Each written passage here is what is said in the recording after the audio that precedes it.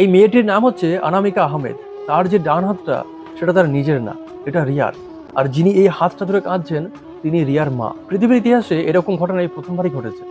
2024 সালে তখন রিয়ার বয়স মাত্র 9 বছর। হঠাৎ করে তার শরীর খারাপ হয়, তার মা বাবা তাকে হসপিটালে ভর্তি করে। ডাক্তাররা বহু চেষ্টা করে তাকে বাঁচাতে পারেনি, তার ব্রেন ডেথ হয়ে গেছিল। শেষমেশ তার মা বাবা ঠিক করে যে তার শরীরের যতগুলো অঙ্গ দান করার মতন সবই তারা দান করে দেবে। তখন তাদের কাছে খবর আসে যে মহারাষ্ট্রে অনামিকা আহমেদ নামে এই মেয়েটির 2022 সালে কারেন্টের শর্ট খেয়ে ডান হাতটা বাদ পড়ে যায়।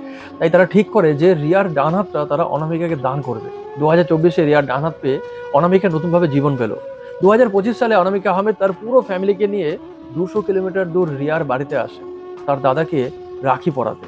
সেই হাতটা ধরে তখন রিয়ার মা কেঁদে ফেলে। রিয়া বেঁচে থাকলে আসছে 10 বছরের হতো, তবে তার ছোট্ট 10 বছরের হাতটা কিন্তু আজও অনামিকার শরীরে বেঁচে আছে। রিয়া এই পৃথিবী ছেড়ে চলে গেলেও বহু মানুষকে সে নতুন করে বাঁচতে সাহায্য করেছে। বহু মানুষের মাঝে আজও সে বেঁচে আছে।